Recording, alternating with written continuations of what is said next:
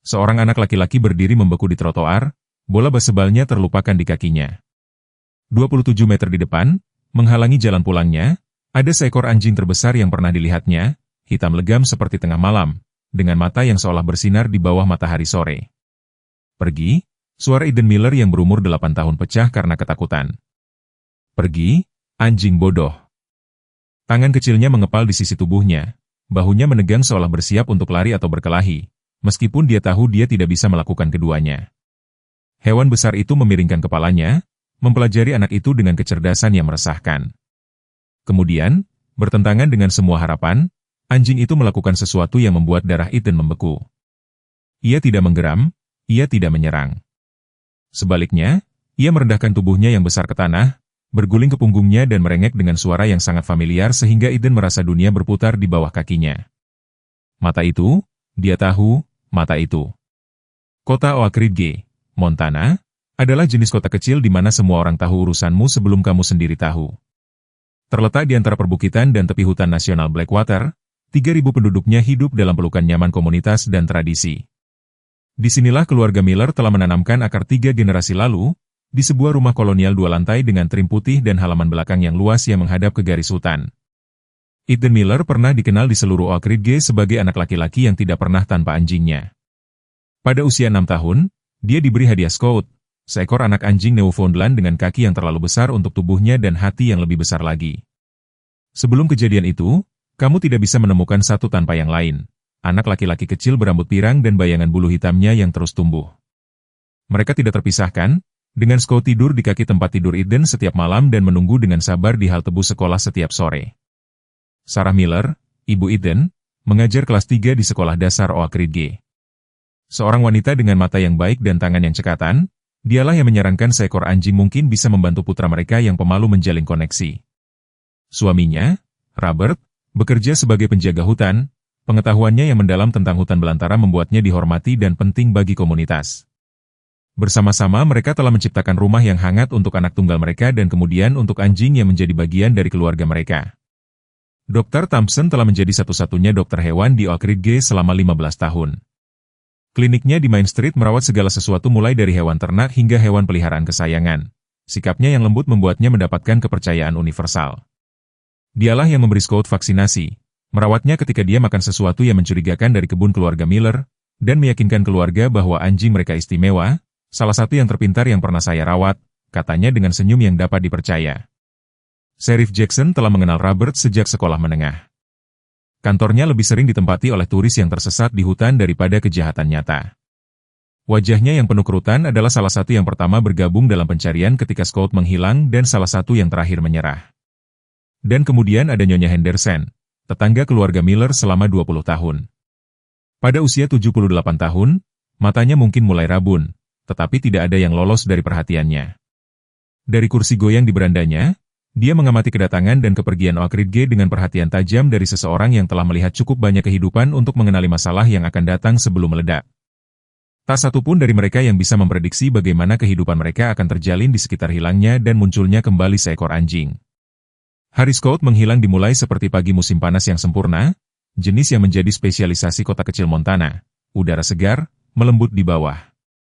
Matahari yang naik, bunga liar mengangguk dalam angin sepau-sepau lembut dan pegunungan yang jauh berdiri sebagai penjaga melawan langit biru yang mustahil. Itu adalah akhir pekan pertama bulan Agustus 2 tahun lalu ketika Robert menyarankan mereka memanfaatkan hari liburnya dengan mendaki keluarga di jalur timur hutan Blackwater. Scout perlu berolahraga, katanya saat sarapan, memperhatikan telinga anjing itu terangkat saat namanya disebut. Dan begitu juga anak kita. Dia mengacak-acak rambut Ethan saat anak laki-laki berusia 6 tahun itu memasukkan sereal ke mulutnya. Sudah bersemangat dengan prospek petualangan, Sarah mengemas sandwich dan campuran makanan ringan, sementara Robert mengisi botol air dan memeriksa peta jalurnya. Ethan, dengan semua kesungguhan yang bisa dikumpulkan oleh seorang anak kelas 1, ditugaskan untuk memegang tali kekang Scout, tanggung jawab yang dia ambil seserius sumpah presiden. Dia mendengarkanmu lebih baik daripada siapapun, Sarah memberitahunya, tidak tahu kata-kata itu akan menghantui putranya selama bertahun-tahun yang akan datang. Jalur yang mereka pilih berkelok-kelok melalui hutan pinus dan padang rumput, terpelihara dengan baik tetapi tidak terlalu ramai. Robert menunjukkan jejak hewan, Sarah mengidentifikasi bunga liar dan Ethan berbaris dengan bangga dengan Scout berjalan dengan setia di sampingnya. Newfoundland besar itu, yang sudah lebih dari 40 kg pada usia 2 tahun, bisa dengan mudah menarik anak laki-laki kecil itu dari kakinya, tetapi dia menyesuaikan langkahnya dengan kesabaran lembut yang menjadi ciri khas rasnya. Setelah hampir 5 km, mereka berhenti di tempat terbuka yang bermandikan matahari untuk makan siang. Scout berbaring di kaki Ethan, sesekali menerima gigitan kerak sandwich yang ditawarkan. Itu adalah, Sarah kemudian ingat, momen sempurna terakhir sebelum semuanya berubah. Suara itu datang tanpa peringatan, guntur seperti retakan yang luar biasa bergema melalui pepohonan. Belakangan mereka akan mengetahui bahwa itu adalah ledakan terkontrol dari kru dinas kehutanan yang membersihkan longsoran batu di sisi lain gunung. Tetapi pada saat itu tidak terduga dan menakutkan, terutama bagi Scout. Anjing itu melompat tegak, bulu kuduknya berdiri, geraman rendah bergemuruh di dadanya. Sebelum ada yang bisa bereaksi, dia menerjang ke depan dengan kekuatan yang lahir dari kepanikan hewan murni. Aku mencoba memegang, Ethan akan terisak kemudian malam itu, tangan kecilnya, merah karena tali, terbakar. Aku sudah berusaha sekuat tenaga tapi tidak ada anak 6 tahun yang bisa menahan anjing seberat 45 kg yang melarikan diri. Tali itu robek dari genggaman Ethan, meninggalkan bekas merah yang marah di telapak tangannya, dan Scout menghilang ke dalam semak-semak dengan tali biru yang membuntutinya seperti bendera menyerah. 4 jam berikutnya larut dalam pencarian yang semakin putus asa. Panggilan Robert bergema melalui hutan. Sarah menghibur Ethan sambil mencoba menahan kepanikannya sendiri yang meningkat. Mereka berpisah dan terhubung kembali, mendorong lebih jauh ke dalam hutan daripada yang bijaksana dan akhirnya menelepon Sheriff Jackson saat cahaya sore mulai memudar. Menjelang malam, tim pencari yang terdiri dari 12 penduduk setempat menyisir hutan dengan senter, memanggil nama Scout sampai suara mereka serak. Robert menggendong Ethan yang kelelahan dan berair mata di pundaknya saat mereka akhirnya mengakui kekalahan untuk hari itu. Kami akan kembali saat fajar, Sheriff Jackson berjanji, tangannya berat di bahu Robert. Anjing-anjing itu ketakutan tetapi mereka kembali. Dia mengenal hutan ini hampir sebaik kamu. Tetapi Scout tidak kembali keesokan harinya atau lusa. Pencarian diperluas, kemudian dikontrak, kemudian akhirnya menyusut hanya menjadi keluarga Miller. Sarah memasang selebaran di seluruh Oak Ridge dan kota-kota tetangga. Robert menghabiskan setiap jam di luar tugas menyisir hutan. Ethan duduk di beranda belakang setiap malam, memanggil nama Scout dengan suara yang semakin pelan seiring berjalannya minggu. Dr. Thompson mampir secara teratur, menawarkan saran profesional dan penghiburan pribadi. Newfoundland adalah penyintas, dia meyakinkan mereka. Dia punya mantel untuk musim dingin Montana dan naluri untuk berburu jika perlu. Pada tanda 3 bulan, Sarah mulai dengan lembut menyarankan agar mereka mempertimbangkan kemungkinan bahwa Scout tidak akan pulang. Robert paling lama menolak, tetapi akhirnya bahkan dia berhenti membawa bola tenis favorit Scout di sakunya. Hanya Ethan yang mempertahankan harapan keras kepala seorang anak, membiarkan jendela kamarnya sedikit terbuka setiap malam agar Scout bisa mencium jalan pulang. Tetapi harapan itu memakan korban. Anak laki-laki yang dulunya riang itu menjadi berhati-hati, terutama di sekitar anjing lain. Ketika corgi Nyonya Henderson menggonggong padanya dari balik pagarnya, Ethan menyeberang ke sisi jalan yang lain. Dia menolak undangan pesta ulang tahun karena keluarga itu memiliki gembala Jerman. Pada saat itu, 7 bulan telah berlalu, Ethan Miller, yang pernah dikenal di seluruh kota sebagai anak laki-laki yang tidak pernah tanpa anjingnya, telah mengembangkan ketakutan penuh terhadap hewan yang pernah dicintainya. Ini salahku, dia curhat kepada ibunya suatu malam, wajah kecilnya, muram dalam cahaya lampu malamnya. Aku tidak cukup kuat untuk menjaganya tetap aman. Tidak ada jumlah jaminan dari orang tuanya yang bisa meyakinkannya sebaliknya. Bekas luka tali di tangannya sudah lama sembuh, tetapi bekas di hatinya tetap mentah dan terbuka. Kejadian aneh pertama dimulai 3 minggu sebelum pertemuan penting Eden di trotoar. Sarah memperhatikannya terlebih dahulu, hal-hal kecil yang mudah diabaikan sampai akumulasinya menjadi mustahil untuk diabaikan. Layar di jendela kamar Ethan yang dia bersikeras tetap terbuka sedikit selama berbulan-bulan setelah Scout menghilang di tekuk keluar seolah-olah sesuatu telah mendorongnya dari dalam. Jejak kaki berlumpur terlalu besar untuk kucing lingkungan manapun muncul di beranda belakang pada pagi hari setelah hujan. Suatu kali Robert menemukan gumpalan bulu hitam tersangkut di cabang-cabang terendah pohon pinus yang menghadap halaman belakang mereka. Mungkin hanya anak beruang, katanya kepada Sarah, meskipun alisnya yang berkerut mengkhianati ketidakpastiannya. Beruang tidak jarang di daerah itu, tetapi mereka jarang menjelajah sedekat ini ke kota, dan tidak pernah dengan minat yang begitu gigih pada satu rumah tertentu. Nyonya Henderson juga memperhatikan dari berandanya di seberang jalan. Mata tajamnya melacak bayangan yang bergerak terlalu sengaja untuk ditiup angin, cabang yang tertiup angin. Sesuatu mengitari tempatmu, katanya kepada Sarah suatu pagi ketika mereka berdua mengambil surat mereka. Sesuatu yang besar. Sarah mungkin mengabaikan pengamatan itu sebagai imajinasi seorang janda kesepian, tetapi dia sendiri mendengar suara garukan samar tapi tak salah lagi, di sisi rumah pada jam-jam terdalam malam itu. 2 kali dia membangunkan Robert, tetapi pada saat dia meraih senter dan memeriksa di luar, apapun yang membuat suara itu hilang. Mereka memutuskan untuk tidak menyebutkan kejadian ini kepada Eden. Anak laki-laki itu baru-baru ini berhenti mengalami mimpi buruk tentang Scott dan akhirnya setuju untuk menyumbangkan mangkuk makanannya yang tidak tersentuh ke tempat penampungan hewan. Mengapa menghidupkan kembali kecemasannya atas apa yang mungkin hanya satwa liar setempat? Tetapi Ethan memiliki pertemuannya sendiri. Suatu Selasa sore, dia bersumpah dia mendengar dentingan hashtag keras Scott saat berjalan pulang dari halte bus. Dia berputar, jantungnya berdebar kencang, tetapi trotoar di belakangnya kosong. Lain kali, bermain sendirian di halaman belakang, dia merasakan sensasi yang tak salah lagi sedang diawasi.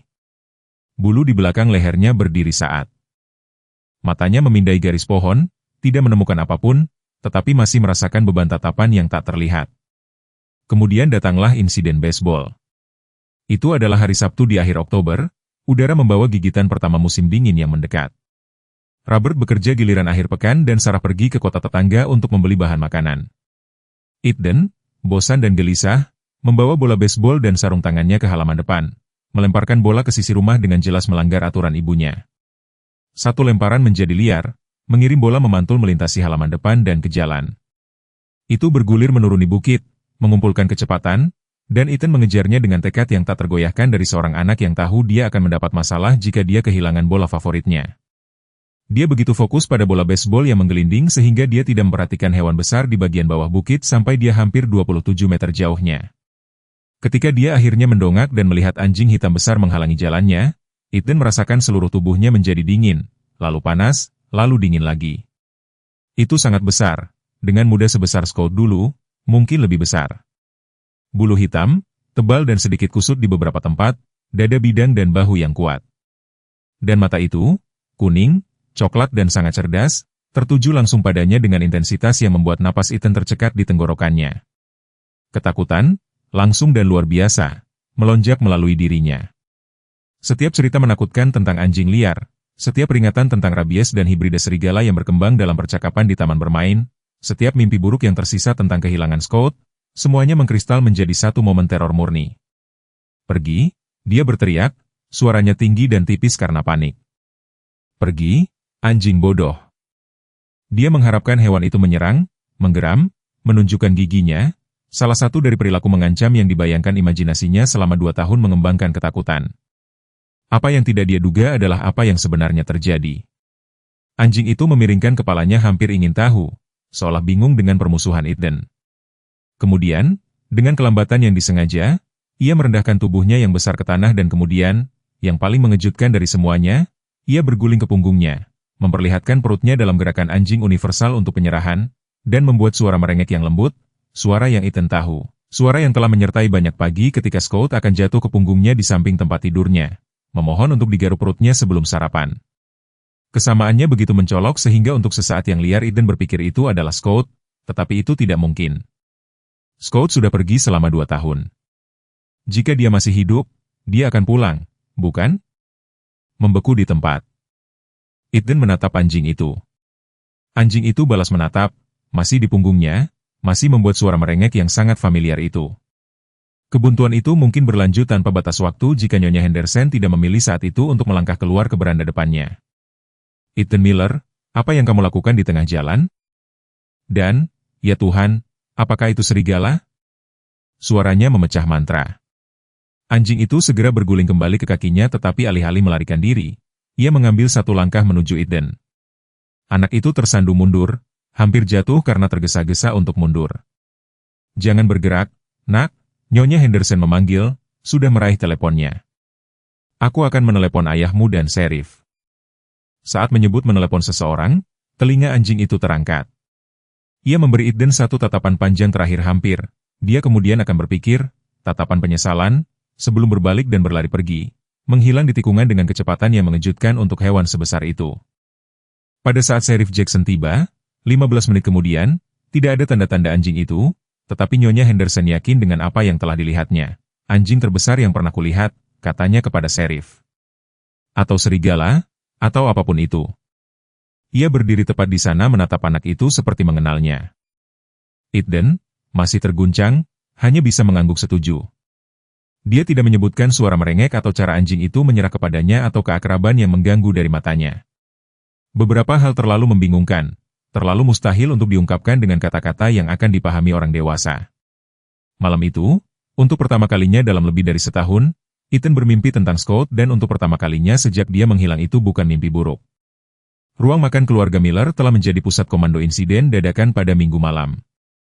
Robert, masih mengenakan seragam dinas kehutanannya, membentangkan peta di atas meja sementara Sheriff Jackson membuat catatan di buku catatan kulitnya yang usang. Sarah bergerak di antara mereka, mengisi kembali cangkir kopi dan sesekali melirik ke ruang tamu tempat Eden duduk menonton televisi. Volumenya dinaikkan secara tidak wajar. Aku punya 3 laporan lain bulan ini, kata Sheriff Jackson, menjaga suaranya tetap rendah. Semua menggambarkan seekor anjing hitam besar di pinggiran kota. Keluarga Peterson mengatakan itu menggali sampah mereka. 2 minggu lalu Jim di toko perangkat keras melihatnya di dekat taman bermain sekolah dasar setelah jam kerja. Mungkin anjing liar, Robert menyarankan, meskipun ketegangan dalam suaranya mengkhianati pikirannya yang tak terucapkan. Atau hewan peliharaan seseorang lepas. Itu yang kupikirkan juga, Sheriff setuju, sampai Nyonya Henderson menyebutkan perilakunya dengan Eden, berguling dan merengek. Itu bukan perilaku anjing liar, itu hewan peliharaan. Tangan Sarah sedikit gemetar saat dia meletakkan teko kopi. Kau tidak berpikir itu mungkin?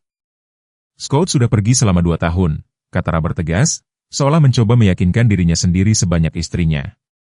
Bahkan jika dia selamat di hutan, yang sudah tidak mungkin, dia tidak akan menjauh selama ini. Bukan Scott. Sheriff mengangguk setuju. Tapi itu bisa menjadi ras yang serupa. Newfoundland tidak umum di sekitar sini, tapi mereka juga tidak pernah terdengar. Percakapan mereka terganggu oleh ketukan tajam di pintu depan. Sarah bergegas membukanya, kembali beberapa saat kemudian dengan Dr. Thompson yang membawa tas dokternya, seolah melakukan kunjungan rumah. Jackson meneleponku, jelasnya, mengangguk ke arah Sheriff. Kupikir aku mungkin bisa menawarkan beberapa wawasan tentang anjing misteri ini. Dokter hewan itu duduk di kursi, menerima secangkir kopi dari Sarah dengan senyum bersyukur. Kehadirannya selalu meyakinkan keluarga Miller, terutama selama tahun-tahun awal Scott. Sekarang, ketika mereka menggambarkan penampakan baru-baru ini dan pertemuan Eden, Dr. Thompson mendengarkan dengan fokus penuh perhatian yang membuatnya begitu dipercaya di Oak Ridge. Jika itu adalah Newfoundland yang tersesat atau ditinggalkan, itu dalam bahaya potensial, katanya akhirnya. Kita akan mengalami suhu dingin yang tidak sesuai musim yang diperkirakan untuk minggu depan. Ditambah, aku mendengar tentang kawanan coyote yang bergerak lebih dekat ke kota, mungkin karena kekeringan yang mempengaruhi mangsa mereka yang biasa. Belum lagi beberapa orang di sekitar sini menembak dulu dan bertanya kemudian ketika menyangkut hewan besar di dekat properti mereka, tambah Sheriff Jackson. Sarah melirik lagi ke ruang tamu, merendahkan suaranya lebih jauh. Kami belum memberitahu Ethan, tetapi kami khawatir tentang reaksinya jika dia melihat anjing ini lagi. Dia baru saja mulai mengatasi ketakutannya pada anjing. Pertemuan menakutkan lainnya bisa membuatnya mundur. Ekspresi Dr. Thompson menjadi berpikir. Atau, sarannya dengan hati-hati, interaksi yang diawasi dengan anjing ini, dengan asumsi kita dapat dengan aman menemukan dan mengevaluasi, itu mungkin benar-benar membantunya. Terapi paparan seringkali merupakan pengobatan yang paling efektif untuk fobia spesifik. Percakapan berlanjut dalam nada ini selama 1 jam lagi, yang pada akhirnya menghasilkan rencana. Sheriff Jackson akan memberitahu deputinya untuk melaporkan setiap penampakan anjing itu tetapi mendekat dengan hati-hati daripada agresi. Dr. Thompson secara sukarela mengevaluasi hewan itu jika ditemukan. Robert akan memeriksa catatan dinas kehutanan untuk setiap laporan baru-baru ini tentang aktivitas satwa liar yang tidak biasa di daerah sekitar Oak Ridge. Tak satu pun dari mereka yang memperhatikan Ethan berdiri di bayangan lorong, telah mengecilkan volume televisinya secara khusus untuk menguping. Nada bicara pelan dan ekspresi serius orang dewasa hanya mengkonfirmasi apa yang sudah dicurigai oleh anak laki-laki berusia 8 tahun itu. Sesuatu yang tidak biasa sedang terjadi, dan itu berpusat di sekitar anjing yang dia temui. Malam itu untuk pertama kalinya sejak Scott menghilang, Eden dengan sengaja membiarkan jendela kamarnya terbuka lebih lebar dari celah biasanya. Anjing itu kembali 3 hari kemudian, pada suatu Rabu malam, tepat saat senja menyelimuti Oak Ridge. Robert bekerja giliran malam dan Sarah sedang menilai makalah di meja dapur ketika dia mendengar tangisan kaget Eden dari halaman belakang. Dia menemukan putranya berdiri membeku di samping bola basketnya yang ditinggalkan menatap garis pohon. Di sana, setengah tersembunyi oleh bayangan dan semak belukar, berdiri anjing hitam besar itu. "Jangan bergerak," Sarah berbisik secara naluriah, meletakkan lengannya di depan Ethan, meskipun dia beberapa langkah di belakangnya. "Aku akan menelepon Sheriff Jackson." "Tidak," kata Eden, membuatnya terkejut. "Tidak apa-apa, Bu, itu tidak akan menyakiti kita." Kepastian dalam suaranya membuat Sarah berhenti sejenak. Dia menyaksikan saat anjing itu mengambil langkah ragu-ragu ke depan, lalu yang lain, gerakannya disengaja dan tidak mengancam. Dalam cahaya yang memudar, dia bisa melihat apa yang begitu mengejutkan, Nyonya Henderson. Hewan itu sangat besar, dengan mudah menandingi ukuran Scout, dengan dada bidang dan bahu kuat yang sama yang menjadi ciri khas Newfoundland. "Lihat betapa kurusnya itu," bisik Ethan. "Kurasa ia lapar."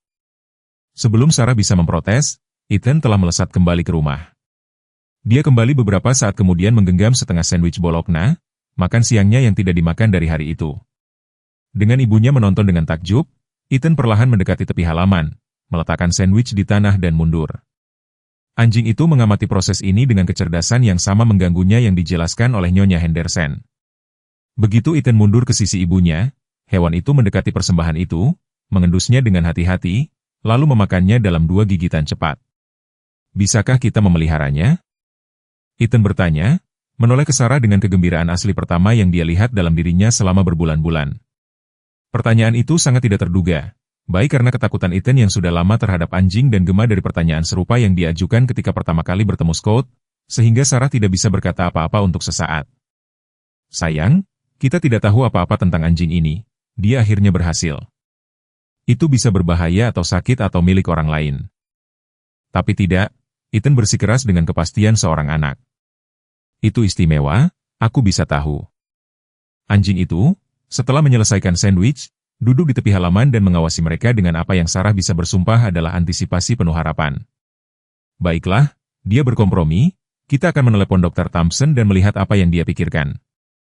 Jika anjing itu masih di sini ketika dia tiba, kita akan membiarkannya memeriksanya."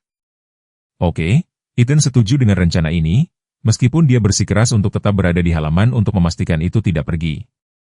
Sarah menelepon dokter hewan, yang berjanji untuk segera datang, lalu menelepon Robert untuk memberinya kabar terbaru tentang situasinya. Pada saat truk Dr. Thompson masuk ke jalan masuk mereka 20 menit kemudian, sebuah adegan luar biasa telah terjadi di halaman belakang.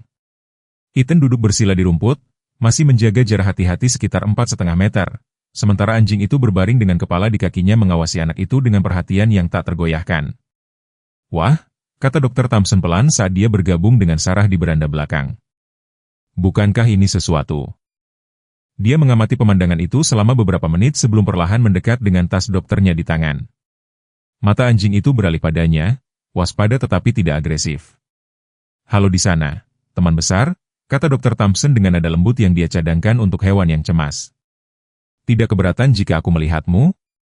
Yang mengejutkan semua orang, anjing itu tidak hanya mengizinkan pemeriksaan tetapi tampaknya menyambutnya.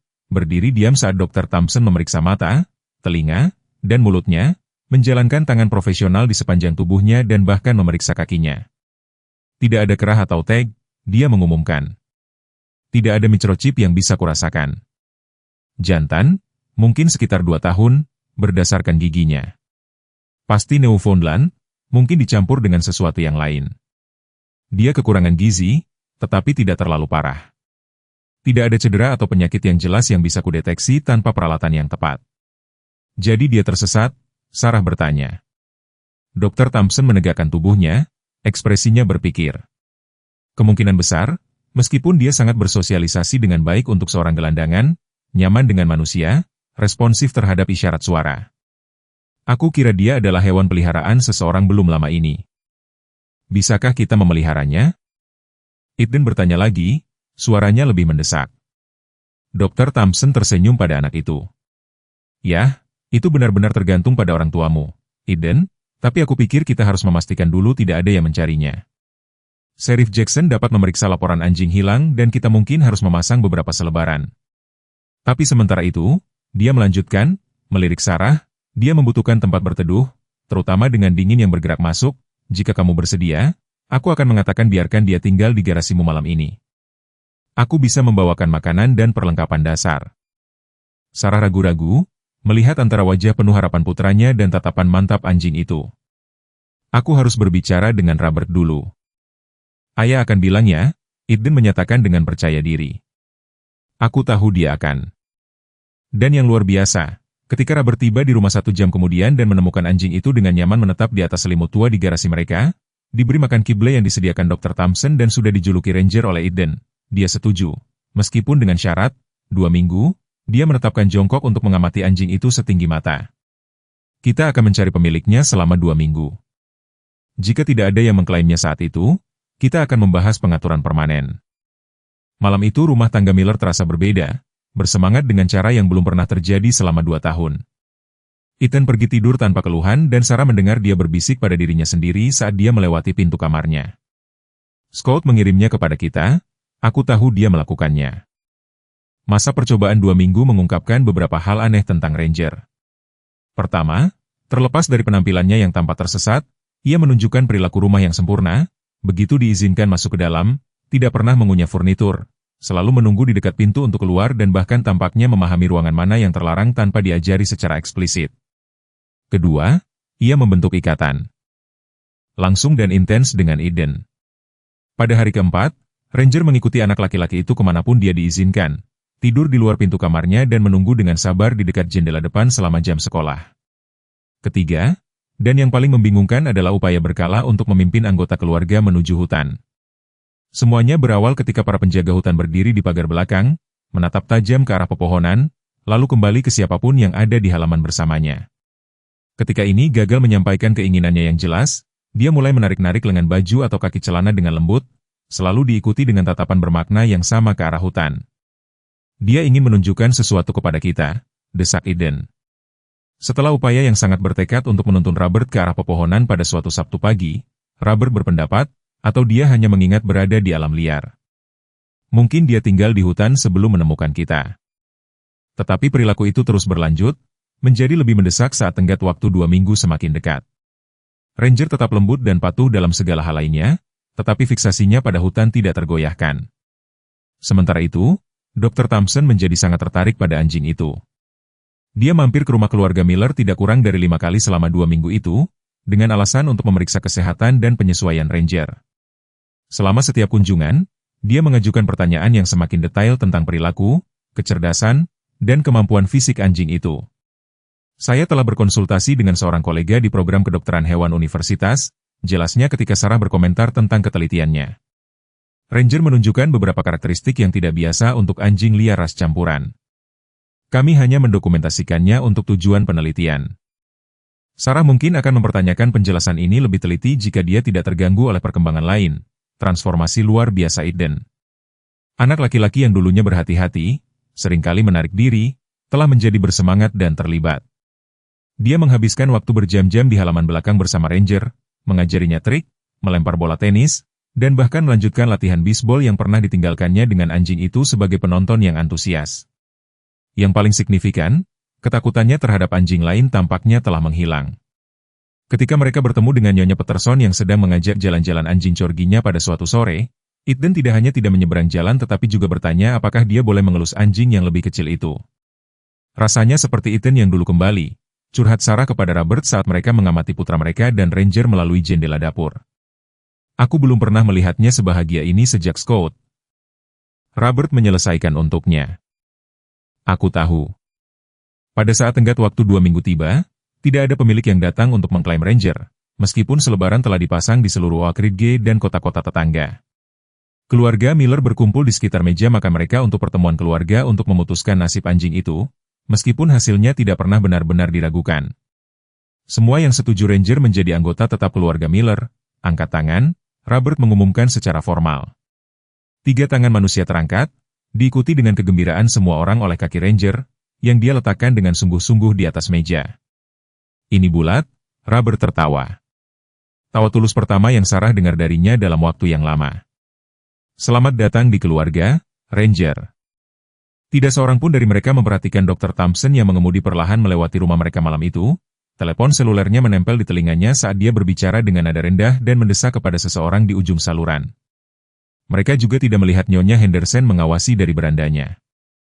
Matanya yang luas menyipit dengan curiga saat truk dokter hewan itu terus menyusuri jalan dan berbelok ke arah jalan hutan. Bulan November tergantung seperti koin perak di langit Montana yang hitam, memberikan bayangan tajam di halaman belakang keluarga Miller. Sudah 3 minggu sejak Ranger secara resmi bergabung dengan keluarga mereka dan rumah tangga itu telah menetap dalam rutinitas baru yang nyaman. Eden telah mengambil tanggung jawabnya sebagai pengasuh utama Ranger dengan ketekunan yang mengejutkan, memberi makan, menyikat, dan melatih anjing besar itu dengan keseriusan tujuan yang hanya dapat dikumpulkan oleh seorang anak berusia 8 tahun, yang diberi pekerjaan penting. Sarah baru saja selesai menidurkan Eden. Ranger dengan patuh berbaring di ujung kasur, hak istimewa yang diberikan setelah banyak negosiasi dan pemasangan rangka tempat tidur yang lebih kokoh oleh Robert.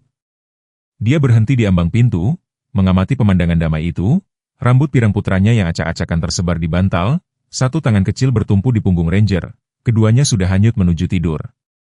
Pemandangan itu membuat tenggorokannya tercekat.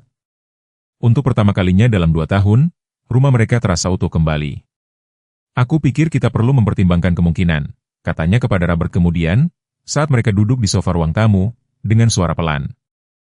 Bahwa Ranger mungkin terkait dengan Scott entah bagaimana. Robert mendongak dari laporan kehutanannya, ekspresinya waspada.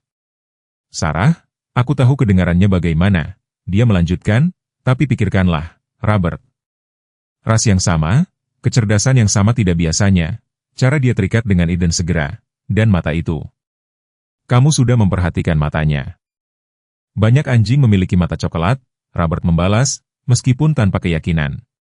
Tidak seperti ini, tidak dengan ekspresi khusus itu, Sarah mencondongkan tubuh ke depan. Dan waktunya 2 tahun, cukup bagi anak anjing untuk tumbuh dewasa. Robert menyisihkan kertas kerjasnya, menggosok wajahnya dengan kedua tangannya. Kamu menyarankan bahwa Scott tidak hanya hamil ketika dia menghilang, tetapi dia melahirkan di alam liar dan salah satu anak anjingnya menemukan jalan kembali kepada kita. Itu luar biasa. Ya, tetapi bukan tidak mungkin, Sarah meraih tangannya. Kamu yang selalu mengatakan kepadaku bahwa Newfoundland memiliki naluri luar biasa, bahwa mereka adalah perenang dan penyelamat alami, bahwa mereka memiliki ikatan supernatural dengan orang-orang mereka. Aku mengatakan luar biasa, bukan supernatural, Robert mengoreksi, tetapi kerutan berpikir telah terbentuk di antara alisnya. Bahkan jika, dan itu adalah jika yang sangat besar. Ranger entah bagaimana adalah keturunan Scott, itu masih tidak menjelaskan di mana dia berada selama ini atau mengapa dia tidak pernah pulang. Diskusi mereka terganggu oleh rengekan lembut dari lantai atas, diikuti oleh suara cakar Ranger yang tak salah lagi yang mengetuk dengan cepat di lantai kayu keras kamar tidur Eden. Lalu terdengar suara putra mereka, masih kental dengan tidur. Ranger, ada apa, nak? Sarah dan Robert bertukar pandang cepat sebelum bergegas ke atas. Mereka menemukan Ethan duduk di tempat tidur, menonton dengan bingung saat Ranger mondar-mandir dengan gelisah di dekat jendela, kepalanya yang besar berayun antara kaca dan pintu kamar tidur.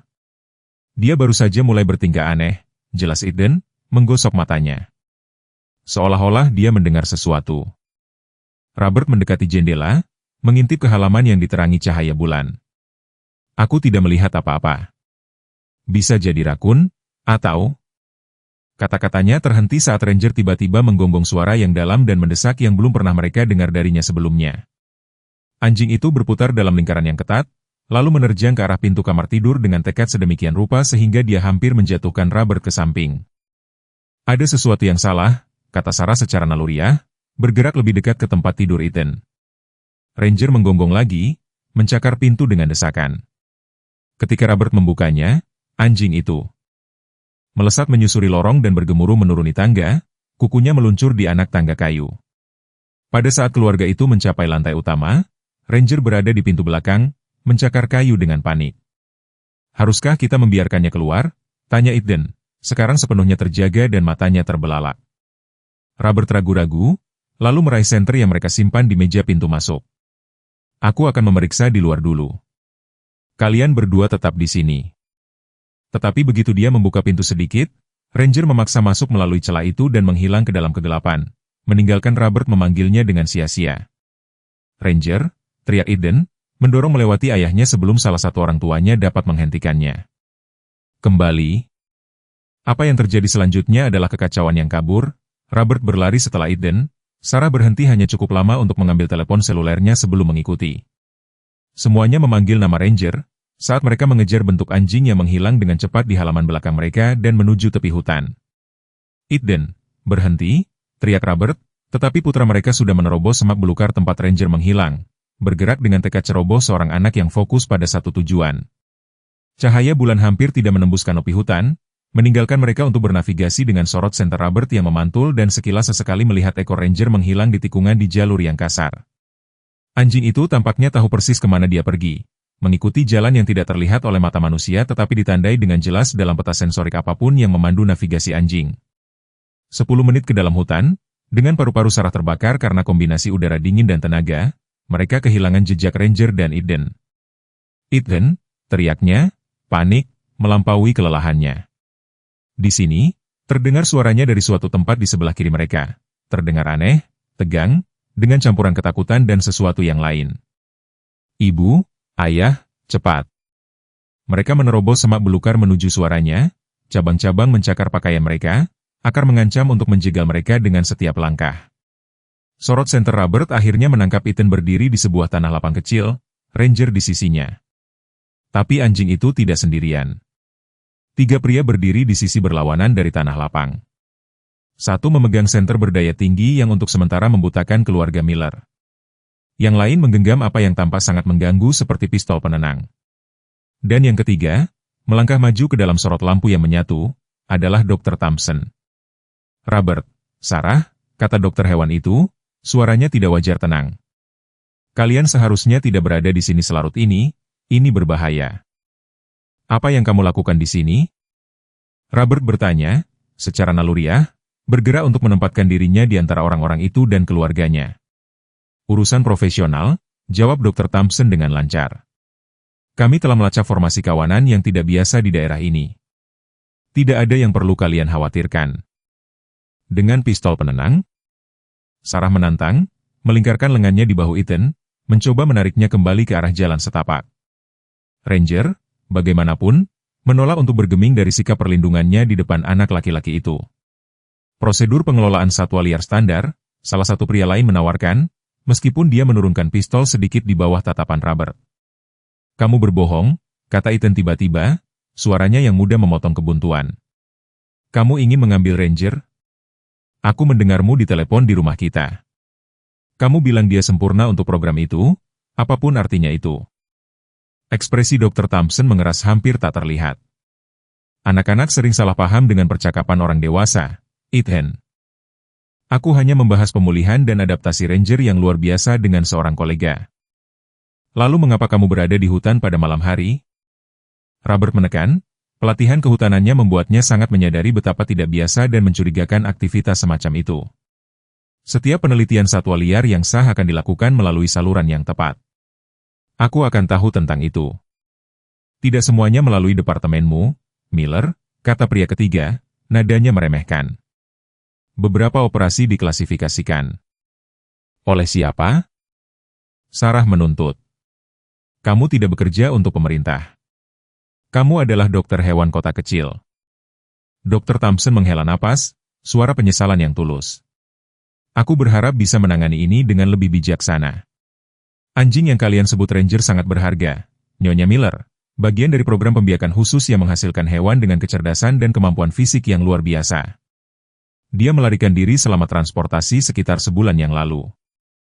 "Kamu berbohong," Eden mengulangi lebih kuat. "Ranger menemukan kita karena..." Sarah meremas bahunya sebagai peringatan, tiba-tiba sangat yakin mereka seharusnya tidak mengungkapkan kecurigaan mereka tentang hubungan Ranger dengan Scott. "Terlepas dari apa yang kalian yakini," Dr. Thompson melanjutkan, "anjing itu secara hukum adalah milik kolektif penelitianku. Aku sabar, membiarkannya tinggal bersama kalian untuk sementara waktu sementara pengaturan dibuat, tetapi sekarang saatnya baginya untuk memenuhi tujuannya." Saat dia berbicara, pria dengan pistol penenang mengangkatnya lagi, membidik dengan hati-hati ke Ranger. "Tidak," teriak Eden, melemparkan dirinya ke sisi Ranger. Apa yang terjadi selanjutnya terjadi dengan kecepatan sedemikian rupa sehingga kemudian tidak satu pun dari keluarga Miller dapat menyetujui urutan kejadian yang tepat. Ranger menggonggong suara yang dalam dan memerintah yang bergema di antara pepohonan. Hampir seketika, gonggongan balasan datang dari kegelapan yang mengelilingi tanah lapang.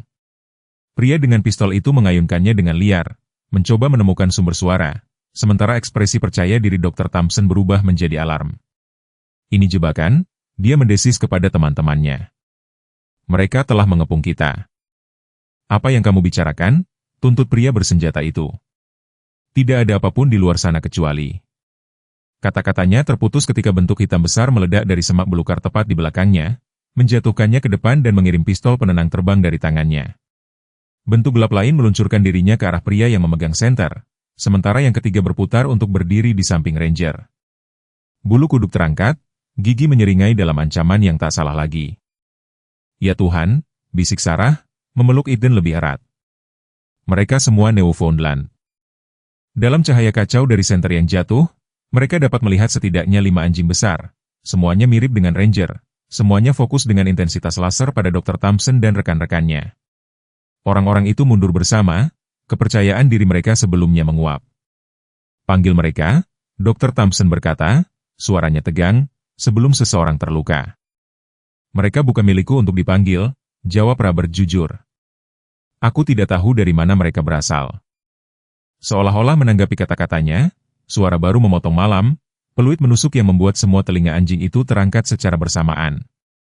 Newfoundland tidak menyerang, tetapi mereka juga tidak mundur, mempertahankan lingkaran mereka di sekitar orang-orang yang semakin gugup. Aku akan menelepon Sheriff Jackson, kata Sarah, mengangkat teleponnya. Itu tidak bijaksana, Dr. Thompson memperingatkan. Operasi kita memiliki perlindungan tertentu. Komplikasi hukum tidak akan menguntungkan siapapun, terutama keluargamu. Apakah itu ancaman? Robert melangkah maju, tinjunya mengepal. Pemeriksaan realitas, jawab dokter hewan itu. Anjing-anjing ini adalah stok pembiakan yang berharga.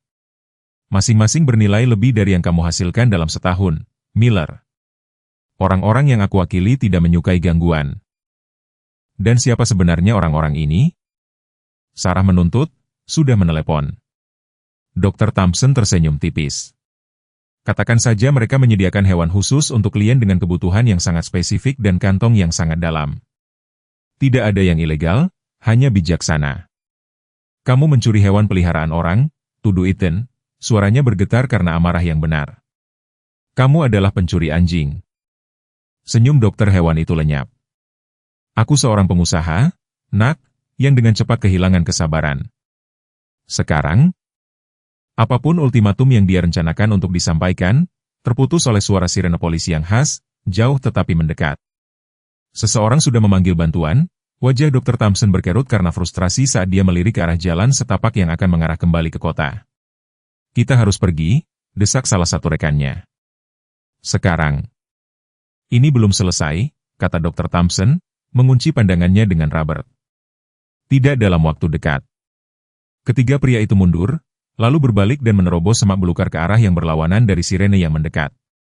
Begitu mereka menghilang, Newfoundland mengendurkan postur mengancam mereka. Satu persatu, mereka menghilang kembali ke dalam kegelapan sampai hanya Ranger yang tersisa, menempel pada sisi Ethan saat anak laki-laki itu membenamkan wajahnya di bulu tebal anjing itu. Kamu baik-baik saja? Tanya Sarah, berlutut di samping putranya, tangannya memeriksanya untuk mencari luka, bahkan ketika dia tahu dia secara fisik tidak terluka. Ethan mengangguk di leher Ranger. Mereka ingin mengambilnya, gumamnya. Tapi yang lain tidak akan membiarkan mereka. Yang lain? Robert mengulangi, menyapu senternya ke seluruh tanah lapang yang sekarang kosong. Dari mana mereka datang? Dan siapa yang memanggil polisi?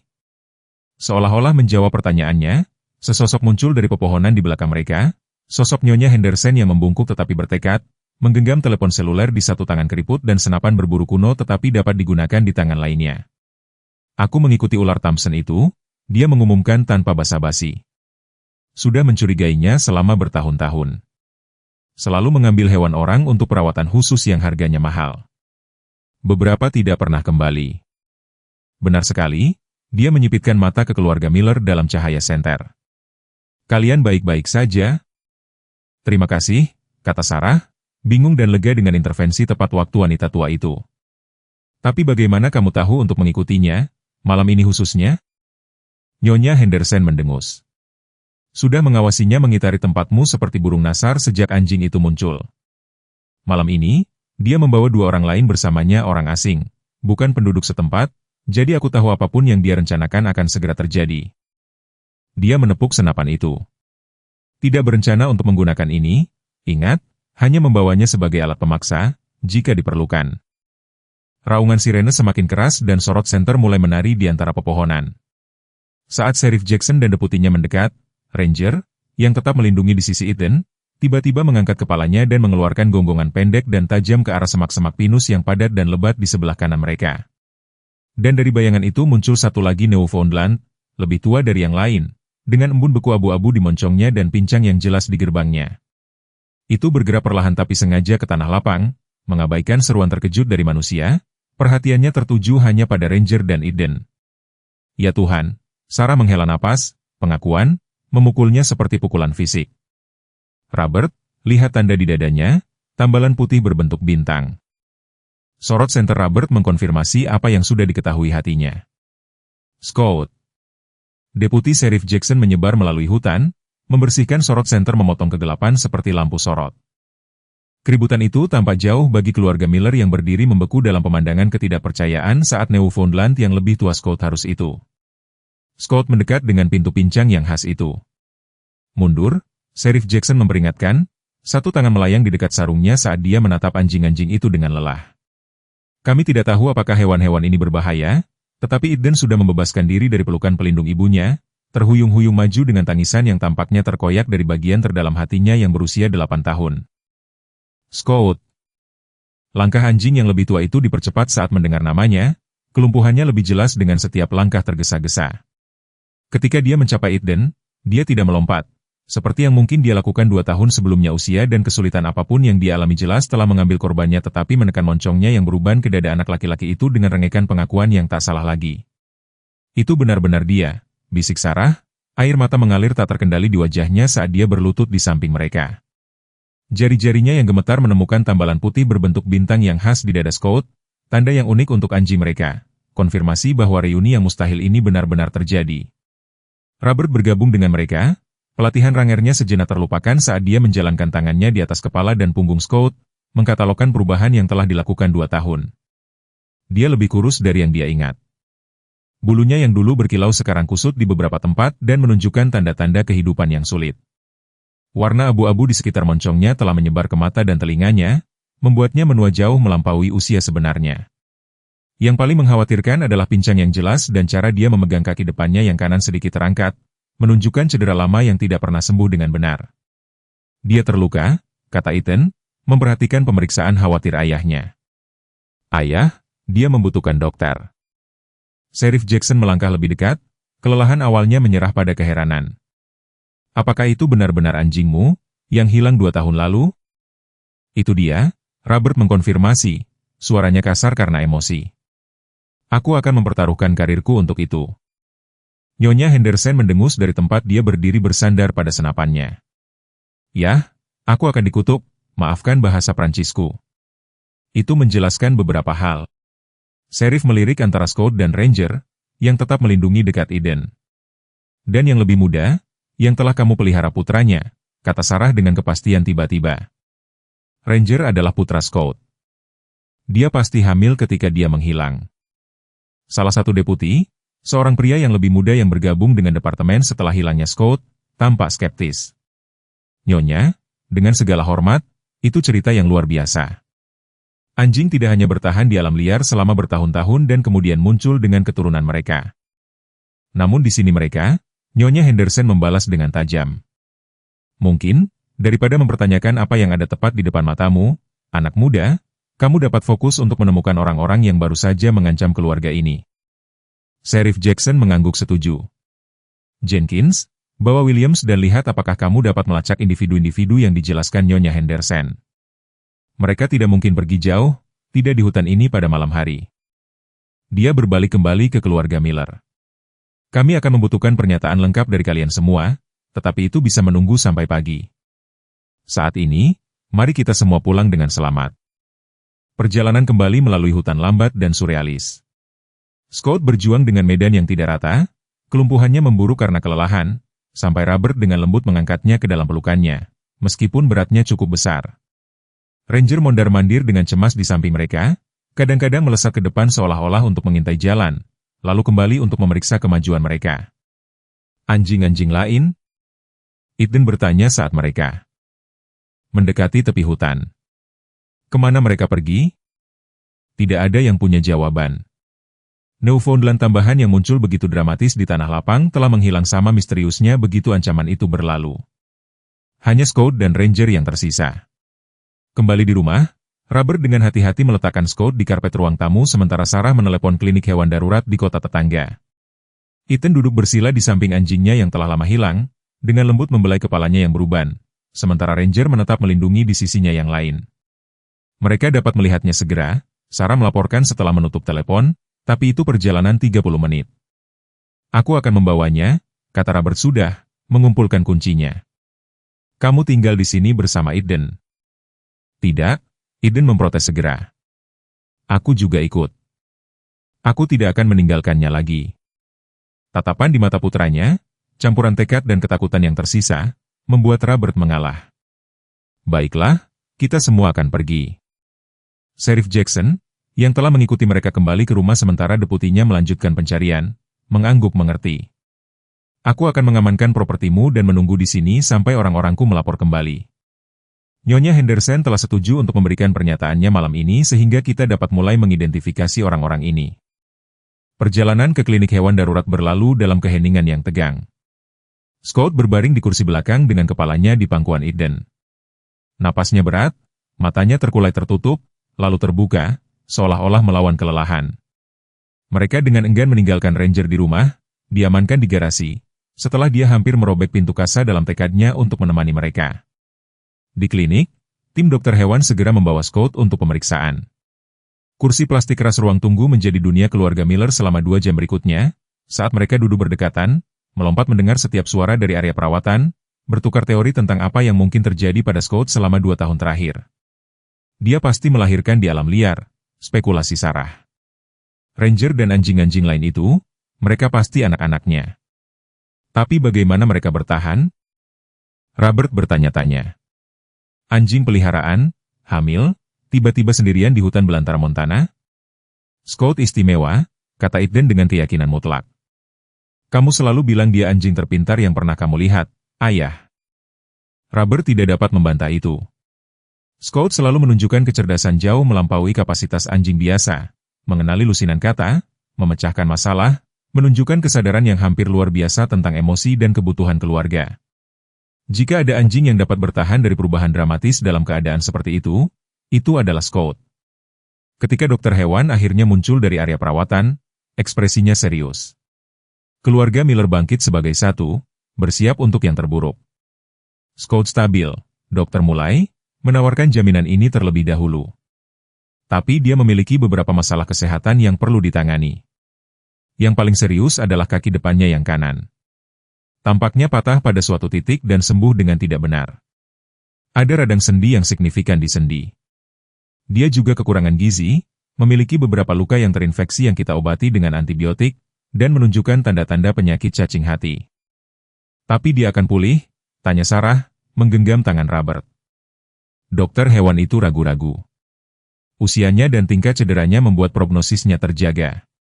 Perawatan cacing hati saja menantang untuk anjing dalam kondisi prima, yang sayangnya bukan Scott. Ethan melangkah maju, wajahnya yang kecil terpasang dalam garis yang ditentukan. Tapi kamu bisa membantunya, kan? Kamu bisa membuatnya lebih baik. Dokter berlutut setinggi matanya, suaranya melembut. Kita akan melakukan semua yang kita bisa, Eden. Scott jelas seorang pejuang. Dia selamat dari hal-hal yang akan mengalahkan sebagian besar anjing. Tapi aku perlu kamu mengerti bahwa dia sangat sakit. Perawatannya akan mahal dan sulit dan bahkan kemudian dia mungkin tidak sepenuhnya pulih. Kita akan melakukan apapun yang diperlukan, kata Robert tegas. Biaya tidak masalah. Dokter hewan itu mengangguk, memahami kedalaman komitmen keluarga itu.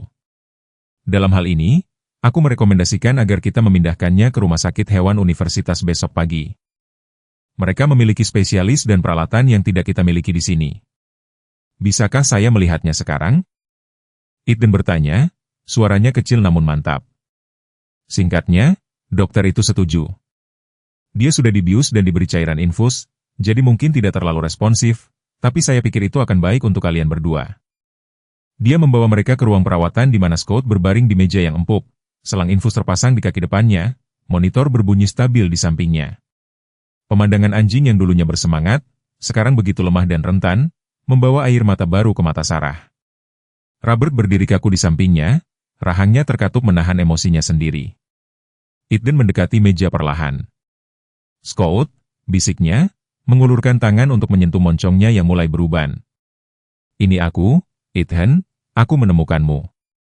Suaranya tercekat pada kata terakhir dan dia menekan wajahnya ke lehernya. Bahu kecilnya bergetar karena isak tangis tanpa suara. Mata Scott terbuka sedikit saat disentuh, meskipun kabur karena obat dan usia. Mereka fokus pada anak laki-laki itu dengan pengakuan yang tak salah lagi. Ekornya berdebam lemah di meja sekali, 2 kali, sebelum dia tidak memiliki kekuatan untuk melanjutkan. "Maafkan aku tidak bisa menahanmu," bisik Eden. Rasa bersalah yang telah dia bawa selama 2 tahun akhirnya tumpah keluar. "Aku tidak cukup kuat, tapi aku lebih kuat sekarang. Aku akan membantumu menjadi lebih baik." Lidah Scott menjulur untuk menjilat tangannya, sebuah gerakan kecil yang tetap membutuhkan upaya yang terlihat. Kemudian matanya tertutup lagi, penenang dan kelelahan mengklaimnya. Dokter hewan itu dengan lembut meletakkan tangannya di bahu Eden. "Dia perlu istirahat sekarang. Kamu bisa kembali di pagi hari sebelum kita memindahkannya." Saat mereka dengan enggan bersiap untuk pergi, Sarah melihat sesuatu yang digenggam di tangan putranya. "Apa itu, sayang?" Eden membuka telapak tangannya untuk mengungkapkan beberapa helai bulu hitam Scott. "Untuk Ranger," jelasnya. "Agar dia tahu ibunya akan pulang." Perjalanan kembali ke Wakid sunyi.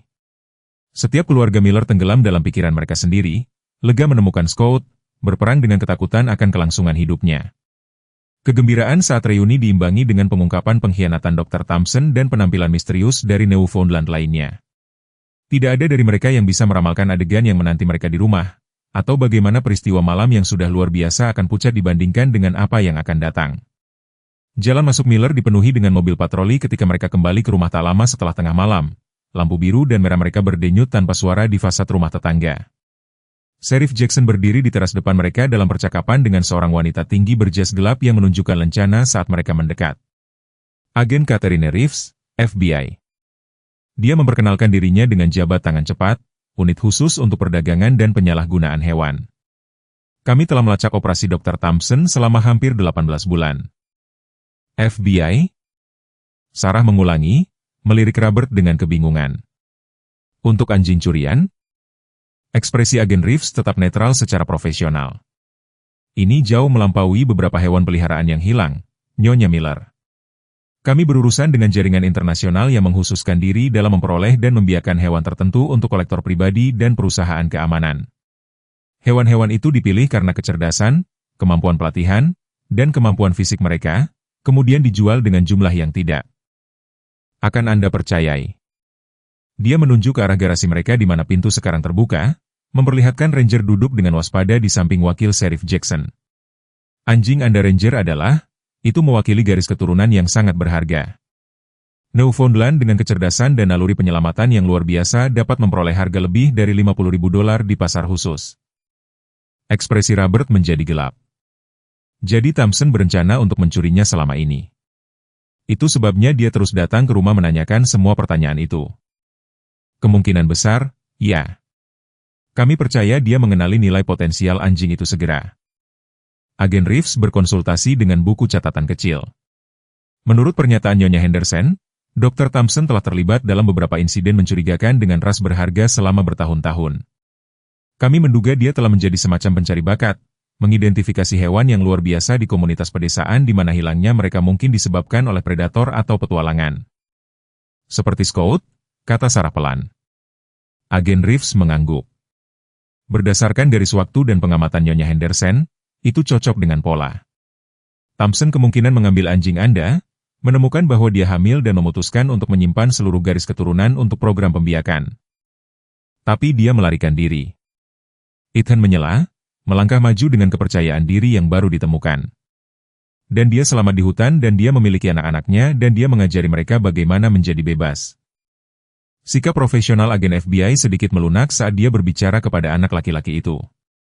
Tampaknya itulah yang terjadi. Eden, Scout MU sangat luar biasa. Apakah Anda menangkapnya? Robert bertanya. Thompson dan yang lainnya? Sheriff Jackson menggelengkan kepalanya. Belum. Kami menemukan kendaraan mereka ditinggalkan sekitar 3 km di jalan dinas kehutanan. Mereka kemungkinan memiliki mobil lain yang menunggu. Agen Reeves telah mengeluarkan peringatan kepada semua penegak hukum regional. Kami akan menemukan mereka. Agen Reeves meyakinkan mereka. Operasi Dr. Thompson baru saja kehilangan penutupnya. Dia tidak dapat kembali ke praktiknya atau rumahnya dan kami mengamankan semua properti yang diketahui terkait dengan cincin perdagangan. Dia berhenti, ekspresinya menjadi lebih terukur. Namun, ada hal lain yang harus Anda ketahui. Ketika tim saya mencari kendaraan yang ditinggalkan, kami menemukan dokumentasi yang luas, catatan pembiakan, file medis, data pelacakan. Tampaknya operasi itu lebih canggih dari yang kami duga. Dari tas kerjanya, dia mengeluarkan tas bukti plastik yang berisi apa yang tampak seperti buku catatan hitam kecil.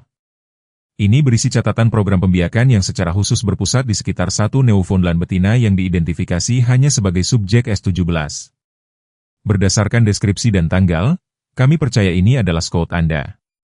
Robert mengambil tas itu, memeriksa buku catatan melalui catatan pembiakan plastik. Ya. Menurut catatan ini, subjek S17 menghasilkan 3 anak selama 2 tahun terakhir, dengan total 11 anak anjing. Entry terbaru menunjukkan bahwa 8 selamat hingga dewasa. Anak-anak anjing ditandai dengan microchip subkutan untuk pelacakan. Anjing-anjing lain di hutan. Sarah menyadari yang mengelilingi Thompson dan anak buahnya. Mereka semua adalah anak anjing Scout, saudara Ranger. Agen Reeves mengangguk. Itulah teori kami saat ini. Entah bagaimana seluruh unit keluarga tetap bersama di alam liar, yang luar biasa dengan sendirinya. Yang lebih luar biasa adalah bahwa mereka tampaknya telah mempertahankan wilayah secara khusus di sekitar Oakidge, hampir seolah-olah Scout menjaga mereka dekat dengan rumah. Mata Eden melebar. Dia berusaha untuk kembali kepada kami selama ini. Mungkin, agen itu mengakui. Apa yang kita ketahui adalah bahwa operasi perdagangan mendirikan fasilitas penahanan sementara sekitar 8 km ke dalam hutan nasional, dapat diakses hanya dengan ATV atau berjalan kaki. Kami menggerebeknya 1 jam yang lalu. Dan? Robert bertanya ketika dia berhenti. Itu baru-baru ini ditinggalkan, tetapi kami menemukan bukti setidaknya 6 anjing besar yang telah ditahan di sana. Kandang, peralatan pelatihan khusus, perlengkapan medis, juga beberapa kamera jejak yang diposisikan di seluruh hutan sekitarnya. Dia ragu-ragu sebelum menambahkan. Kami percaya Thompson memantau anjing-anjing itu, memungkinkan mereka kebebasan terbatas sambil mendokumentasikan perilaku mereka di lingkungan alami. Beberapa rekaman yang ditemukan menunjukkan Scout memimpin apa yang hanya dapat digambarkan sebagai kegiatan berburu dan pertahanan terkoordinasi dengan anjing-anjing muda. Dia mengajari mereka untuk bertahan hidup, kata Eden dengan kepastian mutlak. Agen Reeves tersenyum sedikit. Tampaknya seperti itu. Scout Anda pada dasarnya telah menjalankan kamp pelatihan hutan belantara sendiri untuk Newfoundland. Sheriff Jackson berdeham. Omong-omong, alasan kami semua masih di sini, dia menunjuk ke arah garasi di mana Ranger tetap duduk dengan penuh perhatian. Anjing itu tidak bergerak seinci pun sejak Anda pergi, bahkan tidak mau minum air dari wakil saya. Tetapi sekitar 20 menit yang lalu dia mulai bertingkah sangat aneh. Menggonggong, mondar-mandir, mencoba menarik perhatian kami, seolah-olah sesuai dengan isyarat. Ranger bangkit dan berlari ke pintu masuk garasi, menatap Eden dengan penuh harap. Dia menginginkan sesuatu, kata anak laki-laki itu, mendekati anjingnya. Ranger segera berbalik dan berjalan lebih dalam ke garasi, berhenti di setumpuk kotak penyimpanan dan melihat ke belakang dengan penuh arti. Robert mengikuti, memindahkan kotak-kotak itu ke samping untuk mengungkapkan sebuah pintu kecil, pintu masuk hewan peliharaan yang mereka pasang bertahun-tahun yang lalu untuk Scout tetapi telah ditutup setelah kehilangannya. Penutup itu telah dilepas. Pintu didorong terbuka sebagian. Itu diamankan ketika kami pergi, kata Sarah, melihat ke Sheriff Jackson untuk konfirmasi. Sejauh yang saya tahu, ya, Bu. Orang-orang saya telah mengawasi properti itu, tetapi kami telah fokus pada penyusup manusia, bukan hewan yang datang atau pergi. Robert berjongkok untuk memeriksa pintu hewan peliharaan lebih dekat, kemudian menegakkan tubuh dengan ekspresi bingung. Ada sesuatu di luar.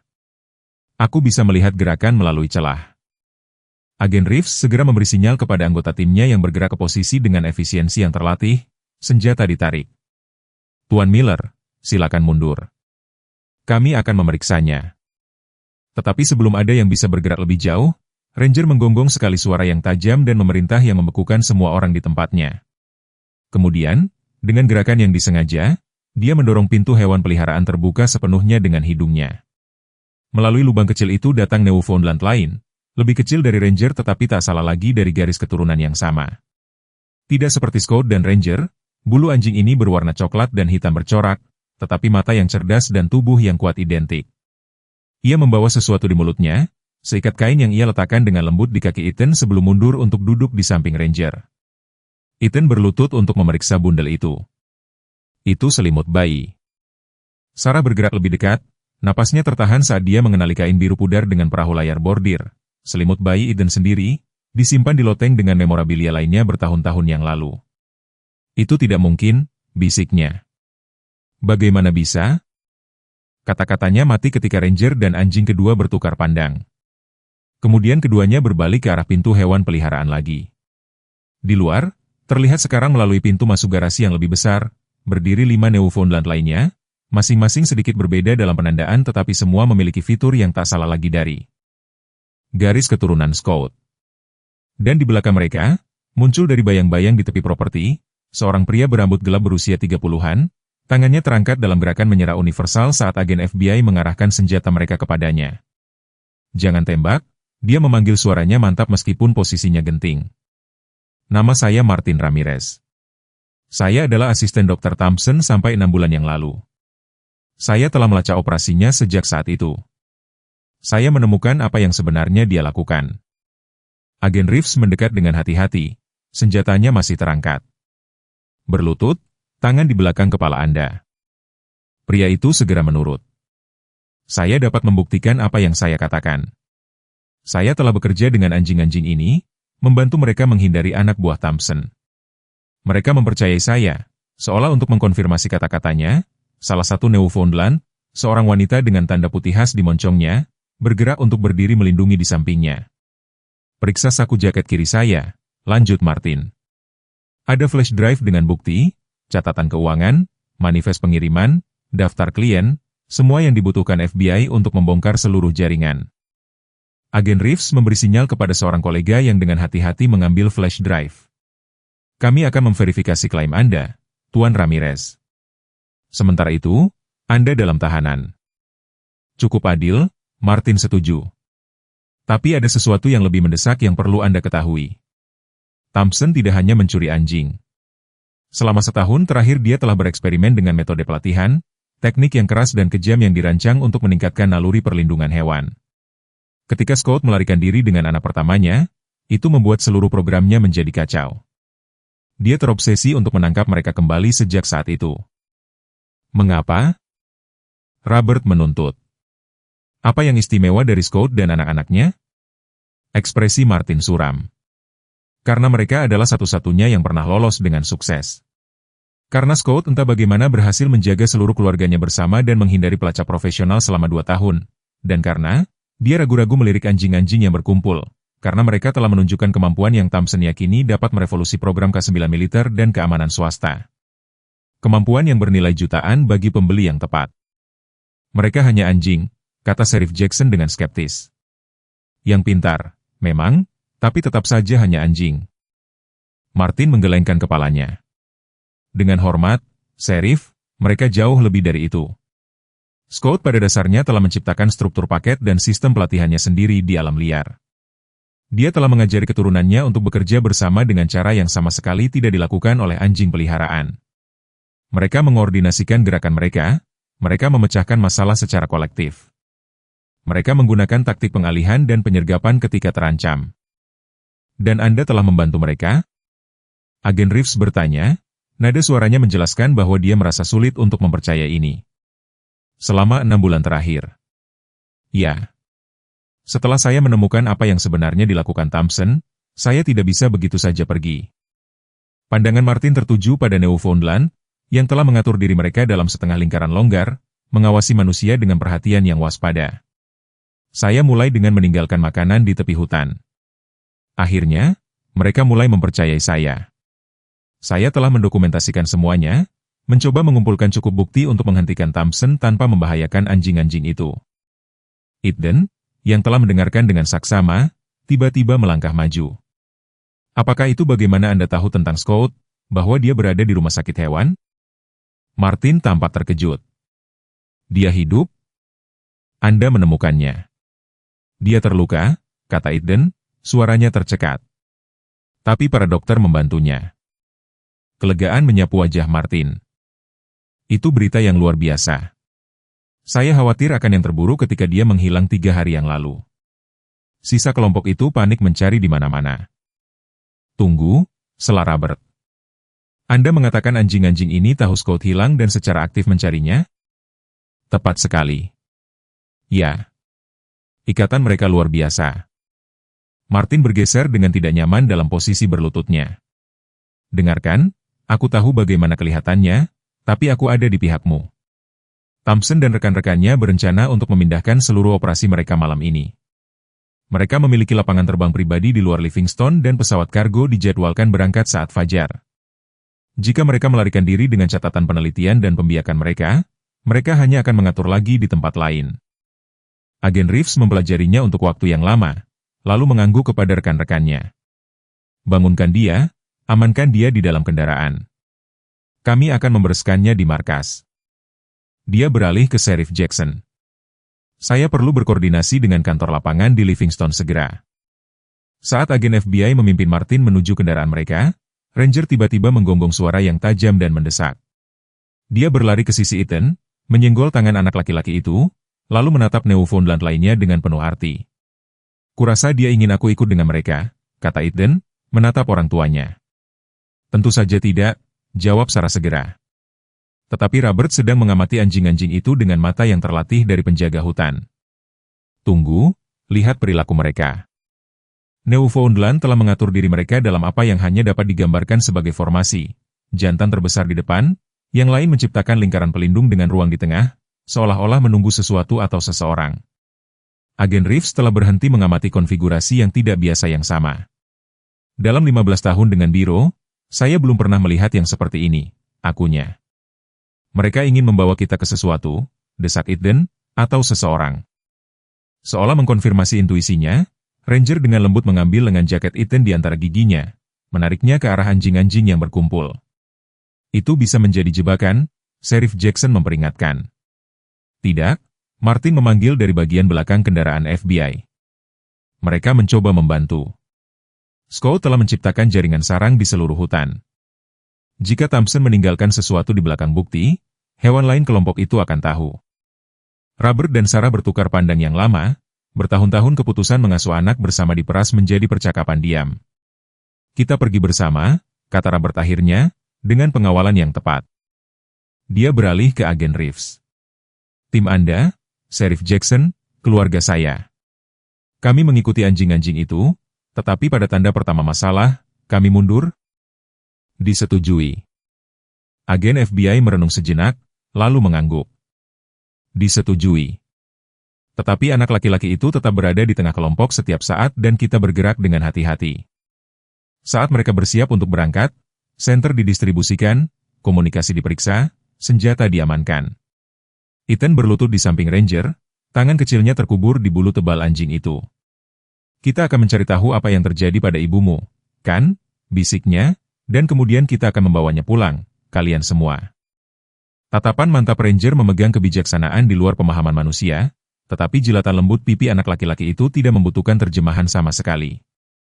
1 tahun kemudian, rumah Miller berdengung dengan aktivitas saat para tamu tiba untuk apa yang telah menjadi perayaan tahunan, Hari Penyelamatan Scout.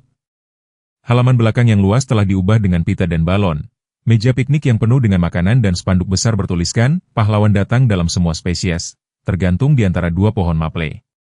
Eden, sekarang berusia 9 tahun dan tampak lebih tinggi, berlomba di sekitar halaman dengan sekelompok teman. Tawa mereka diselingi oleh gonggongan sesekali dari ranger, yang memantau permainan mereka dengan mata penuh perhatian. The Newfoundland telah terisi penuh dalam setahun. Terakhir, mantel hitamnya yang mengkilap dan tubuh yang kuat, menarik komentar kagum dari pengunjung yang tidak tahu kisah luar biasanya.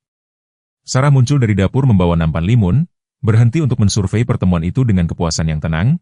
Sheriff Jackson dan istrinya mengobrol dengan Robert di dekat panggangan. Nyonya Henderson mengadakan pengadilan dari kursi yang nyaman di tempat teduh, menghibur pendatang baru dengan versinya tentang malam itu. Anjing itu menyelamatkan Orchid G, sebuah kisah yang tumbuh lebih rumit dengan setiap penceritaan. Campuran tetangga, teman dan kolega memenuhi ruang yang tersisa, semua disatukan oleh peristiwa luar biasa tahun sebelumnya. Dan di sana, di area teduh yang dibangun khusus dengan platform empuk yang memungkinkannya untuk menyapa para tamu tanpa berdiri berbaring scout. Mantelnya yang dulunya tengah malam sekarang memiliki perak yang signifikan dan kaki depan kanannya tetap rusak secara permanen meskipun beberapa operasi. Tetapi matanya cerah dan waspada saat dia menerima tepukan lembut dan camilan sesekali dari pengunjung yang mengagumi. Dia baik-baik saja hari ini, datang sebuah suara di siku Sarah. Martin Ramirez, tidak lagi dalam tahanan tetapi sekarang dipekerjakan sebagai spesialis rehabilitasi satwa liar dengan Departemen Konservasi Negara, mengangguk ke arah Scott. Obat baru tampaknya membantu dengan artritisnya. Ya, Sarah setuju. Dia bahkan berhasil berjalan-jalan singkat di sekitar blok kemarin. Eden sangat senang. Tahun lalu telah mengubah hidup Martin secara dramatis seperti halnya keluarga Miller, setelah informasinya mengarah pada penggerbekan yang berhasil di lapangan terbang pribadi Thompson, yang mengakibatkan banyak penangkapan dan penyelamatan 15 anjing tambahan dari berbagai ras. FBI telah menjatuhkan semua potensi tuntutan terhadapnya. Dokumentasinya yang luas tentang operasi Thompson dan karyanya dengan Scott Speck malah membuatnya mendapatkan posisi konsultasi dan akhirnya peran permanen dengan Departemen Konservasi dan yang lainnya? Sarah bertanya, meskipun dia sudah tahu jawabannya. Dia mengajukan pertanyaan yang sama setidaknya seminggu sekali, tidak dapat sepenuhnya mengesampingkan kekhawatirannya tentang Newfoundland yang telah menghilang kembali ke hutan. Setelah malam yang menentukan itu, Martin tersenyum dengan pengertian. Masih berkembang, kamera satwa liar menangkap sekilas mereka secara teratur. Mereka telah mempertahankan wilayah mereka. Sekitar 5 km ke dalam hutan nasional yang berpusat di sekitar sarang utama itu. Kami tidak menemukan tanda-tanda konflik dengan predator lain atau gangguan manusia. Apa yang ditemukan oleh kelompok pencari malam itu, mengikuti kelompok scout melalui hutan yang diterangi cahaya bulan, telah membuat kagum bahkan agen FBI yang berpengalaman. Jaringan sarang yang Martin sebutkan terbukti menjadi sistem rumit dari gua-gua alami yang terhubung dan area berongga di bawah pohon tumbang. Semua dimodifikasi dengan bukti jelas teknik anjing, pintu masuk, ruang interior yang diperlebar dibersihkan dari puing-puing. Bahkan tempat tidur primitif yang terbuat dari jarum pinus dan lumut yang dikumpulkan. Yang paling luar biasa adalah sarang pusat, di mana mereka menemukan tidak hanya bukti tempat tinggal lama Scott, tetapi juga koleksi barang yang menentang penjelasan mudah, sarung tangan anak-anak. Eden telah kehilangan tahun-tahun sebelumnya bandana. Sarah telah mengenakan berkebun salah satu sarung tangan kerja lama Robert entah bagaimana selama lebih dari 2 tahun. Scott telah mengumpulkan keluarga-keluarga ini sejak itu dan melestarikannya di rumah belantaranya. Kami masih mendapatkan permintaan wawancara, Sarah berbagi dengan Martin saat mereka bergerak menuju meja penyegaran.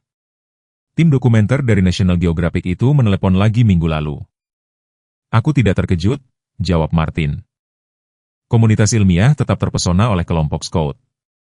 Dr. Weisman di Cornell telah memohon izin untuk melakukan studi observasi formal. Robert mengatakan sama sekali tidak, kata Sarah dengan senyum kecil. Dia percaya mereka telah mendapatkan privasi dan kebebasan mereka. Percakapan terhenti ketika keributan di dekat gerbang menarik perhatian mereka. Agen Catherine Reeves, sikapnya yang biasanya tegas, dilunakan oleh pakaian kasual dan anjing kecil yang terselip di bawah lengannya, disambut dengan antusias oleh Eden. Dia mengadopsi salah satu anak anjing yang diselamatkan dari fasilitas Thompson, jelas Martin, memperhatikan ekspresi terkejut Sarah. Campuran anjing gunung Bernese menamainya Justice. Itu tampak pas. Sarah tertawa. Pesta berlanjut saat sore membentang menjelang malam. Anak-anak bermain game yang diawasi dengan hati-hati dengan ranger yang menunjukkan kesabaran luar biasa dengan semangat mereka. Orang dewasa bertukar cerita, banyak yang berkaitan dengan persidangan sensasional Dr. Thompson dan rekan-rekannya, yang telah mengungkapkan sepenuhnya operasi perdagangan internasional mereka. Thompson sendiri telah menerima hukuman 15 tahun untuk kekejaman terhadap hewan, perdagangan dan penipuan, sebuah vonis yang telah membuat berita utama nasional dan memacu undang-undang yang memperkuat hukuman untuk perdagangan hewan. Saat senja mendekat, Robert meminta perhatian semua orang, berdiri di tangga teras dengan gelas terangkat. Saya ingin berterima kasih kepada Anda semua karena telah datang untuk merayakan apa yang sekarang disebut keluarga kami sebagai Hari Penyelamatan. 1 tahun yang lalu malam ini, hidup kami berubah dengan cara yang tidak pernah kami bayangkan. Dia berhenti, melihat ke arah Scott, yang telah mengangkat kepalanya mendengar suaranya. Kami pikir kami sedang menyelamatkan seekor anjing yang hilang, tetapi kenyataannya jauh lebih mendalam.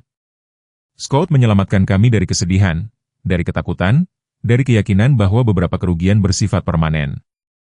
Ethan bergerak untuk duduk di samping Scott, lengannya dengan lembut melingkari bahunya.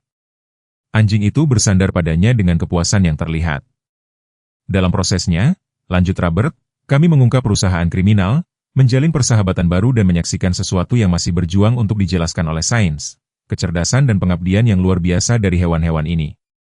Gumaman persetujuan merambat melalui pertemuan itu. Semua orang yang hadir tahu beberapa versi dari cerita itu. Bagaimana Scott, hamil berat ketika dia melarikan diri dari penangkapan awal Thompson, tidak hanya selamat di alam liar tetapi telah menciptakan dan memimpin kelompok keluarga Newfoundland.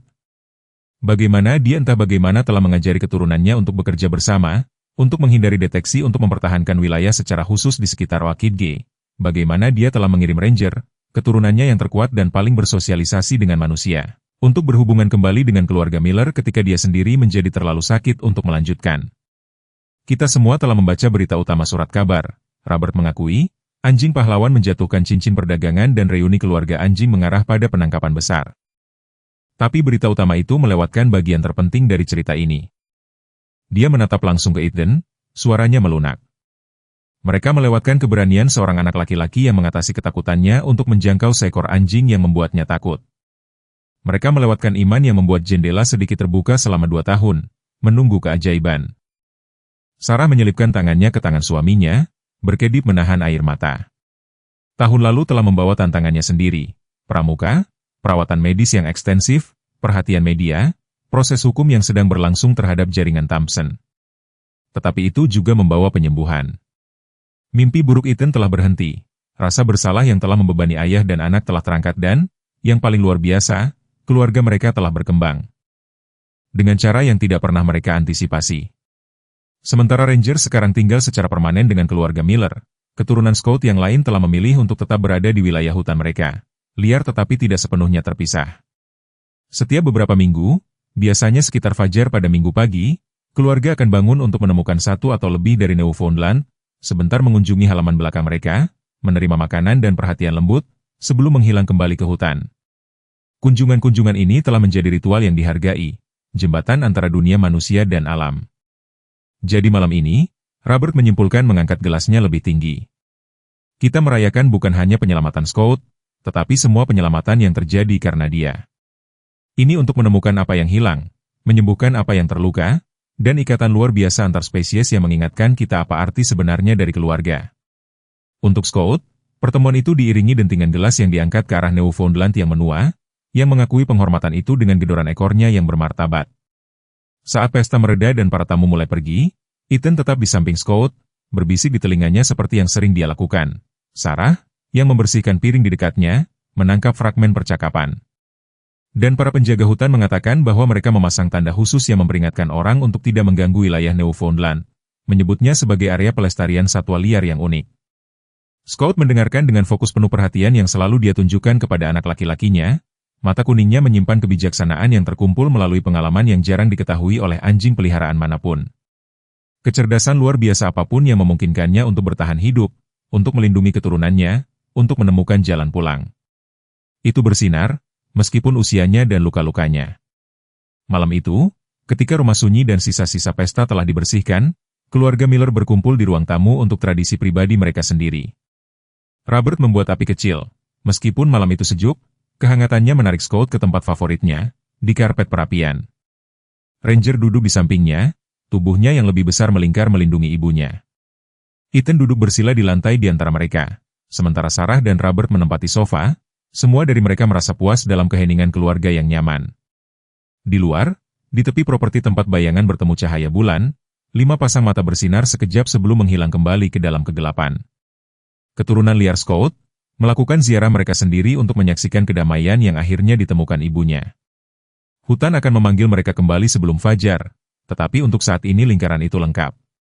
Lihat, bisik Ethan, menunjuk ke arah jendela tempat siluet itu muncul sesaat. Mereka datang ke pesta pada akhirnya. Seiring bertambahnya usia, hati kita mengenali kebenaran yang sering terlewatkan oleh kaum muda. Hubungan yang paling kuat dalam hidup melampaui kata-kata, melampaui spesies, dan bahkan melampaui waktu itu sendiri. Perjalanan Scout berbicara kepada semua orang yang pernah kehilangan sesuatu yang berharga, hanya untuk menemukan bahwa cinta meninggalkan jejak. Kita dapat mengikuti jalan pulang jika kita cukup berani untuk melihat. Kisah ini sangat beresonansi dengan kita yang telah melewati badai kehidupan. Kita memahami kepahlawanan diam-diam dari seekor anjing yang tidak pernah melupakan keluarganya, yang mewariskan ingatan itu kepada anak-anaknya, yang menemukan jalan kembali meskipun ada rintangan yang mustahil. Ini mengingatkan kita bahwa ikatan yang kita jalin sepanjang hidup kita tetap menjadi warisan sejati kita. Apakah Anda mengingat hewan peliharaan masa kecil yang kesetiaannya tidak pernah goyah, orang tua yang kebijaksanaannya masih membimbing Anda, atau rumah yang sekarang hanya hidup dalam ingatan? Kisah Scout menegaskan bahwa apa yang paling penting tidak pernah benar-benar hilang. Itu hidup dalam koneksi yang kita pelihara, cinta yang kita bagikan lintas generasi, dan harapan yang kita jaga tetap hidup melalui saat-saat tergelap kita. Seperti Ethan yang membiarkan jendelanya terbuka selama 2 tahun. Terkadang, keyakinan pada apa yang tampaknya mustahil adalah tindakan keberanian kita yang terbesar.